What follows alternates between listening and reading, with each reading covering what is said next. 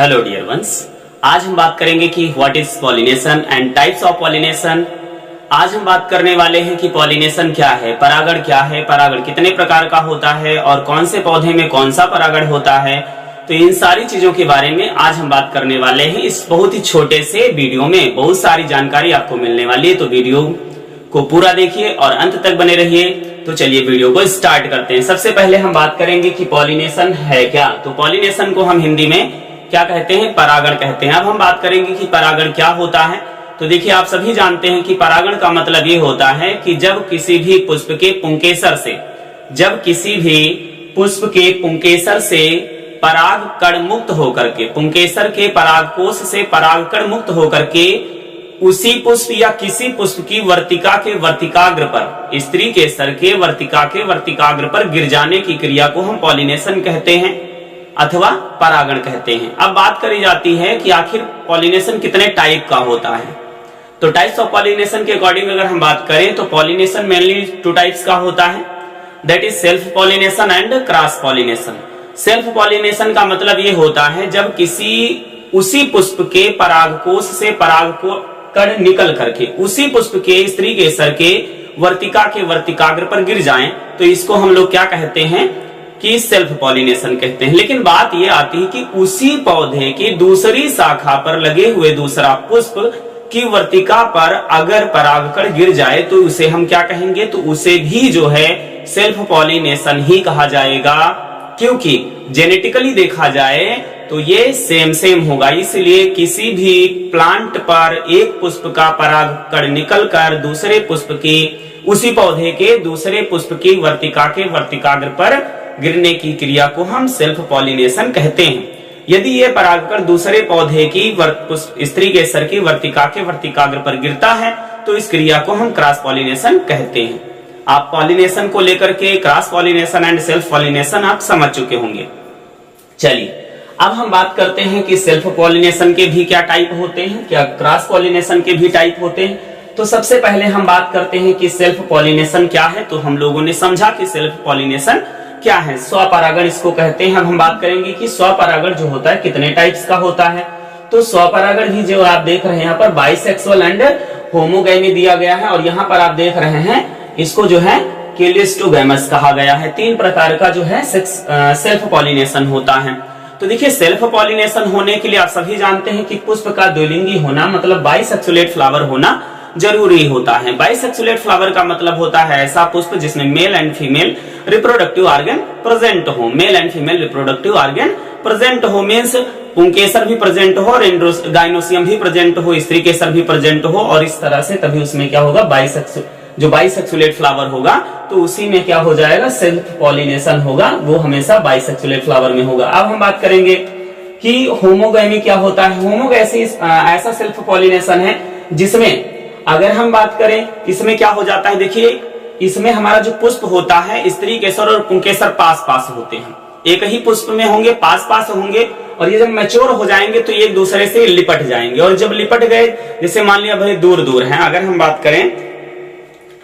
हम बात करें अभी पुंकेसर और स्त्री केसर दूर हैं। अब देखिए यहाँ पर जब मैच्योर होना शुरू हो जाएगा तो ये आपस में लिपट जाएगा, और जब लिपट गया तो देखो एक दूसरे का क्या हुआ, इंटरकनेक्टेड हो गया, इंटर टचिंग हो गया, और इससे पॉलिनेशन हो जाएगा। तो इस प्रकार के पॉलिनेशन को हम लोग क्या कहेंगे, होमोगैमी कहेंगे। अब हम बात करते हैं बोर्ड परीक्षा में कभी 1 नंबर में जो है आपका एग्जाम्पल पूछा जाता है। तो मेरा विलेज जलापा होता है, विनका होता है जिसे आप सदाबहार कहते हैं, विनका रोजिका होता है जिसे हम लोग क्या कहते हैं, सदाबहार कहते हैं। उसके बाद में हेलियंथस दिया गया है, तो इस तरह के इसके एग्जाम्पल आपको याद रखना है। उसके बाद में हम तीसरा बात करते हैं, तीसरा कौन सा सेल्फ पॉलिनेशन होता है। तो यहाँ पर आप देख रहे हैं क्लिस्टोगैमस दिया गया है। क्लिस्टोगैमस जो है ये किस प्रकार का पॉलिनेशन होता है। तो देखिए इसमें जितने भी पुष्प आते हैं, आप यहाँ पर डायग्राम में देख रहे हैं, ये पुष्प जो है आप किसका दिया गया है, यहाँ पर आप देख रहे हैं कनकावा जिसको कहते हैं, क्या कहते हैं, कॉमिलियाना जो है, कमिलेना कहते हैं या कमिलाइना भी कहते हैं। ये पुष्प ऐसा पुष्प होता है जो कभी खिलता ही नहीं है। क्यों? क्योंकि इसमें mail and female both sex organ और बोथ रिप्रोडक्टिव ऑर्गन जो है प्रेजेंट होते हैं, अंदर ही बंद रहते हैं, और इसमें जो पोलन ग्रेन्स होता है वो पोलन सैक के ब्रस्ट होने से अंदर ही रह जाता है, मतलब अंदर ही पोलन ग्रेन जो होगा पोलन ग्रेन जो होगा, जो परागकण है वो मैच्योर हो जाएगा, और मैच्योर होने के बाद जब परागकोश फटेगा, जब परागकोश फटेगा तो उसमें क्या हो जाएगा, वर्तिका पर गिर जाएगा, पुष्प खिलने की जरूरत ही नहीं। तो ये भी सेल्फ पॉलिनेशन होता है। ये इंपॉर्टेंट रखने वाली बात है कि किस प्रकार का पॉलिनेशन जो है, जिसे देखिए यहाँ पर लिखा हुआ है क्लिस्टोगैमस प्रकार का जो पॉलिनेशन है, सेल्फ पॉलिनेशन है, इसमें क्या होता है, पुष्प खिलता नहीं है, अंदर ही जो है परागकोश जो होंगे मैच्योर हो जाएंगे और ब्रस्ट हो जाएगा और परागकण मुक्त होकर के वर्तिका पर गिर जाएंगे। सेल्फ पॉलिनेशन कंप्लीटेड हो गया। अब बात करते हैं इसमें क्या हिंदी में क्या कहते हैं। यहाँ पर निमेलिल देख रहे हैं, अनुन्मलीय देख रहे हैं, और एग्जाम्पल याद रखिएगा, अरेकिस हाइपोगिया मतलब मूंगफली में पाया जाता है, ऑक्जेलिस वायोला, यहाँ पर वायोला होता है और यहाँ पर कंकावा होता है। तो ये ऐसे पुष्प होते हैं जो खिलते नहीं है। तो आप यहाँ पर सेल्फ पॉलिनेशन आप समझ चुके होंगे। अब हम बात करेंगे कि यहाँ पर देख रहे हैं कि क्रॉस पॉलिनेशन दिया गया है। क्रॉस पॉलिनेशन का मतलब भी हम लोग समझ चुके हैं।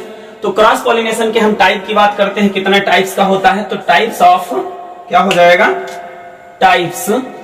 टाइप्स ऑफ पॉलिनेशन, वो भी टाइप्स ऑफ पॉलिनेशन किसका है, टाइप्स ऑफ क्रॉस पॉलिनेशन। तो यहाँ पर आप देख रहे हैं जो जिसको हम लोग क्या कहते हैं, पर परागण कहते हैं। क्या कहते हैं, पर परागण कहते हैं। तो यहाँ पर पहला आप देख रहे हैं जिसको हम लोग क्या कहते हैं, वायु परागण। देखो पर परागण क्या होता है, पर परागण का मतलब ये है कि वो किसी भी पुष्प का पुंकेसर से परागकण मुक्त होकर के दूसरे पुष्प, तीसरे पुष्प, चौथे पुष्प या दूसरे पौधे, तीसरे पौधे बहुत दूर भी जा सकता है।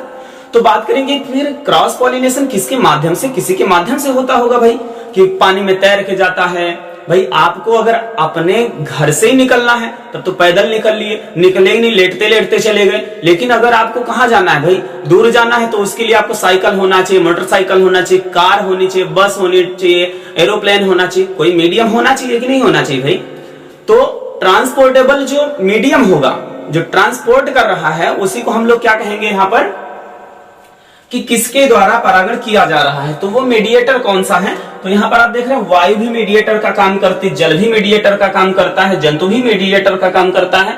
और कभी कभी तो हम लोग तो वैसे जंतु हैं, बट हम लोग क्या करा देते हैं, कृत्रिम पॉलिनेशन करवा देते हैं। अभी बात करेंगे कौन सा कृत्रिम पॉलिनेशन होता है। तो चलिए सबसे पहले हम बात करते हैं कि जो वायु परागण है, यहाँ पर आपको दिख रहा होगा, जो वायु परागण है इसको अंग्रेजी में हम क्या कहते हैं। तो आपको याद रखने वाला बात यह है कि इसे हम क्या कहेंगे, एनिमोफिली कहेंगे।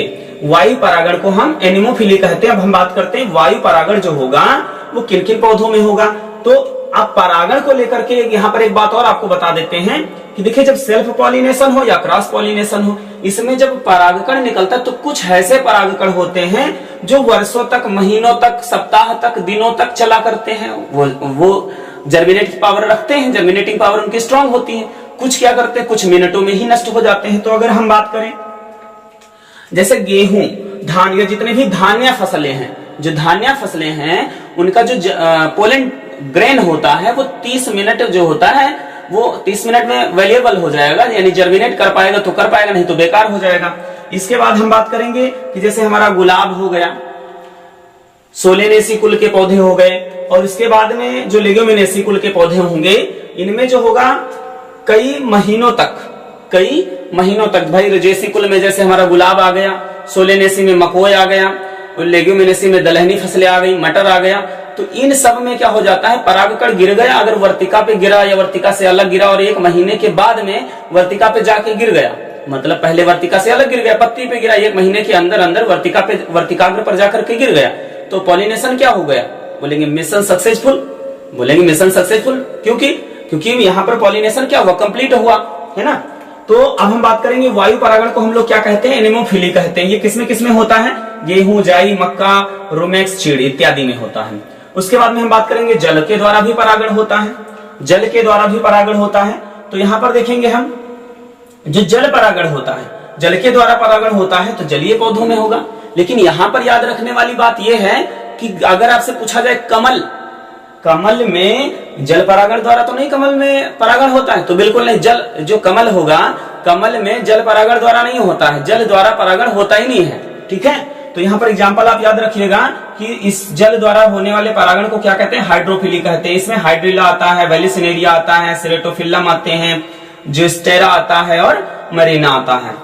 इसके बाद में हम बात करेंगे कि जो जंतु परागण होता है, जिसको हम जूफिली कहते हैं, जुगैमी कहते हैं, ये देखिए फिर से डिफरेंशिएट किया गया है। तो यहाँ पर इसको अभी हम नहीं पढ़ेंगे, कृत्रिम वाला देख देते हैं। तो 4 नंबर पर दिया गया है आर्टिफिशियल। आर्टिफिशियल में हमारा इमैस्कुलेशन आता है, जिसमें बंध्याकरण कराते हैं, बैगिंग कराते हैं, टैगिंग कराते हैं। इसको किसी दिन सेपरेट वीडियो में आपको बताएंगे कि इमैस्कुलेशन क्या क्या प्रोसेस है। और देखिए इमैस्कुलेशन का एक प्रैक्टिकल वीडियो है, इमैस्कुलेशन का कैसे करते हैं, कौन सा इंस्ट्रूमेंट होना चाहिए, किस प्रकार से करते हैं, प्रैक्टिकल वीडियो है। तो उसका लिंक जो है हम डिस्क्रिप्शन बॉक्स में डाल देंगे, तो उसमें आप जरूर देखिए। डिस्क्रिप्शन बॉक्स में जो है उसका लिंक दिया गया है, डिस्क्रिप्शन में जो है उसका लिंक दिया गया है, आप वहां से भी इस वीडियो को देख सकते हैं। इमैस्कुलेशन आप समझ जाएंगे, उसमें विथ प्रैक्टिकल बताया गया है। अब हम बात करते हैं जंतु परागण, जिसको हम जूफिली या जुगैमी कहते हैं। तो जुगैमी या जूफिली जिसको जंतु परागण कहते हैं, ये देखिए डिफरेंशिएट किया गया है। अगर हम बात करें तो इतने सारे पार्ट्स हैं इसके। अब देखिए यहाँ पर कीट के द्वारा भी परागण होता है। तो कीट के द्वारा होने वाले परागण को हम लोग क्या कहते हैं, एंटोमोफिली कहते हैं। क्या कहते हैं, एंटोमोफिली कहते हैं। अब ये किसमें किसमें होगा, तो साल्विया में हो जाएगा। किसमें हो जाएगा, साल्विया में हो जाएगा, मटर में हो जाएगा, गूलर में हो जाएगा, पीपल में हो जाएगा, अंजीर में हो जाएगा। उसके बाद हम बात करेंगे जो पक्षी द्वारा परागण होता है, तो पक्षी द्वारा होने वाले परागण को क्या कहते हैं, आर्निथोफिली कहते हैं। आर्निथोफिली किसमें किसमें होगा, तो बिग्नोनिया में होता है, एगेव में होता है, सेमल में होता है और स्ट्रेलिटजिया में होता है। इसके बाद हम बात करते हैं कि घोंघा द्वारा जो परागण होता है उसको क्या कहते हैं, तो मैल्कोफिली कहते हैं। क्या कहते हैं, इसको मैलेकोफिली कहते हैं। मैलेकोफिली जो है जो परागण होता है वो किसमें होता है, जिमीकंद में होता है और सर्पकंद में होता है। इसके बाद हम बात करते हैं चींटी के द्वारा भी परागण होता है, चींटी भी परागण करवाती है। देखिए कितना महत्व है, कितने कितने जीवों का जो है क्या क्या महत्व है, आप यहाँ पर भी देख पा रहे हैं। चींटी भी परागण करवाती है, किसमें कराती भाई, कदम में कराती है। चींटी द्वारा होने वाले परागण को हम लोग क्या कहते हैं, यहाँ पर मैर्मिकोफिली कहते हैं। क्या कहते हैं, मैर्मिकोफिली कहते हैं। अब चमगादड़ के द्वारा, मान लो पूछा इस कदम इसमें भी, कदम इसमें भी, ऑप्शन में चींटी भी दिया गया, चमगादड़ भी दिया गया और बोला गया कदम किसका, कदम में किसके द्वारा परागण होता है, तो आप टिक करिएगा चमगादड़ द्वारा। चमगादड़ द्वारा होने वाले परागण को हम लोग क्या कहते हैं, यहाँ पर आप देख रहे हैं कायरोप्टेरी, कायरोप्टेरी फ्ली, कायरोप्टेरी फ्ली जो होता है यहाँ पर आप देख रहे हैं। और ये किसमें किसमें होगा, कचनार में होगा और कदम्ब में होगा। उसके बाद में हम देखते हैं गिलहरी में। देखो गिलहरी जो होती है ये छोटे छोटे पौधों पे, बड़े बड़े पौधों पे जाती है, तो मोस्टली ये छोटे पौधों पर परागण करवा देती है। और उसके बाद में हाथी, देखिए हाथी भी, ये दोनों जुगैमी में आएंगे, जुगैमी में आएंगे। और हम बात करेंगे कि हाथी किसका परागण करवाता है, तो भाई हाथी जो है रिफ्लेसिया का परागण कराता है। रिफ्लेसिया कहाँ पाया जाता है, रिफ्लेसिया कैसा दिखता है, देखो कहाँ पाया जाता है, ठीक है। तो ये जो अमेजन के वन है वहां पे पाया जाता है। और ये क्या होता है, जो बड़े बड़े वृक्ष होते हैं कट जाते हैं, उनकी जड़ें बनती हैं तो बचती हैं, वहीं पे ये जर्मिनेट करता है। क्योंकि ये भैया कैसा होता है, ये सेप्रोफाइटिक नेचर का होता है, जिसे बोलते हैं पैरासाइटिक नेचर का होता है, मूल परजीवी होता है, जड़ के लिए परजीवी होता है। तो रिफ्लेसिया पुष्प आपको यहाँ पर दिख रहा है, रिफ्लेसिया पुष्प आप देख रहे हैं, ये लगभग 30 से 20 किलो, 30 किलो, 40 किलो भी होता है, 1 डायमीटर व्यास का होता है। तो इतना बड़ा पुष्प होता है। तो इसका जो अगर हम कहें कि पॉलिनेशन कौन करवाता है, तो इसका पॉलिनेशन हाथी के द्वारा होता है। तो इस प्रकार से types of pollination, what is pollination, types of pollination, self pollination and cross pollination, फिर इसके पार्ट्स ऑफ पॉलिनेशन हम लोग बहुत सारा जो है बात कर चुके हैं पॉलिनेशन के बारे में। तो आप लोगों को ये वीडियो कैसी लगी, वीडियो को पूरा देखने के लिए आप सभी लोगों का बहुत बहुत धन्यवाद। और अगर वीडियो आप लोगों को अच्छी लगती है तो आप एक मित्र के पास इस वीडियो को जरूर शेयर करें। तो चलिए फिर मिलते हैं एक नई जानकारी के साथ, तब तक के लिए बाय बाय।